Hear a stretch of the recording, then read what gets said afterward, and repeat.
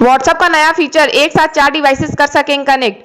Facebook के स्वामित्व वाले माइक्रो ब्लॉगिंग ऐप व्हाट्सएप के लिए जल्द ही multi device feature roll out किया जा सकता है। इस नए फीचर के रोल आउट होने के बाद यूजर एक ही व्हाट्सएप अकाउंट को एक साथ 4 डिवाइसेस में कनेक्ट कर सकेंगे। व्हाट्सएप की डिजाइनर टीम काफी समय से इस फीचर पर काम कर रही है। व्हाट्सएप फिलहाल इस फीचर की बीटा टेस्टिंग कर रहा है। पिछले कुछ समय से ही व्हाट्सएप के मल्टी डिवाइस फीचर को लेकर खबरें सामने आ रही हैं। व्हाट्सएप के इस मल्टी डिवाइस फीचर के बारे में जानकारी एक बीटा वर्जन के स्क्रीनशॉट के जरिए सामने आई है। लगातार 8वें दिन महंगे हुए पेट्रोल डीजल। दिल्ली में 76 रुपए प्रति लीटर के करीब पहुंचा पेट्रोल।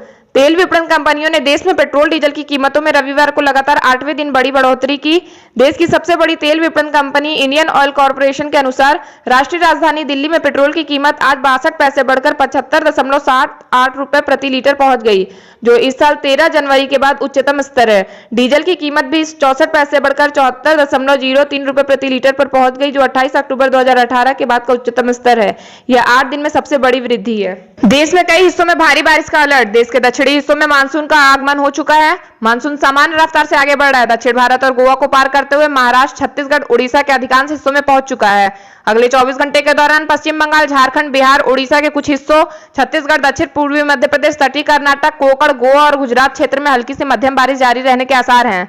पूर्वोत्तर भारत, केरल, आंतरिक कर्नाटक, आंध्र प्रदेश, तेलंगाना, आंतरिक महाराष्ट्र, शेष मध्य प्रदेश, राजस्थान के कुछ हिस्सों, जम्मू कश्मीर, मुजफ्फराबाद, गिलगित बाल्टिस्तान और उत्तराखंड में हल्की से मध्यम बारिश होने की संभावना है। देश की राजधानी नई दिल्ली में आज हल्की बारिश या बौछारें पड़ने की संभावना है। मौसम विभाग के मुताबिक महाराष्ट्र के कई इलाकों में आज भारी बारिश का अनुमान है।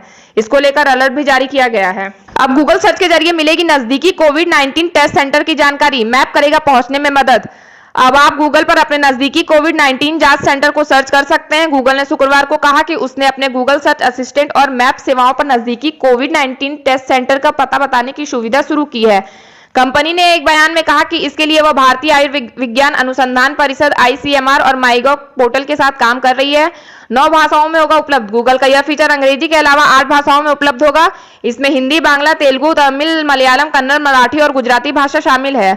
वर्तमान में गूगल ने देश के 300 से अधिक शहरों में 700 से ज्यादा कोविड-19 जांच सेंटर्स की जानकारी अपने सर्च असिस्टेंट और मैप पर जोड़ी है। गूगल देश भर में स्थित और नई टेस्टिंग लैब की पहचान करने और उन्हें जोड़ने के लिए अधिकारियों के साथ काम कर रहा है। पिछले 24 घंटे में 12,031 मरीज बढ़े। अब तक 3,21,000 केस।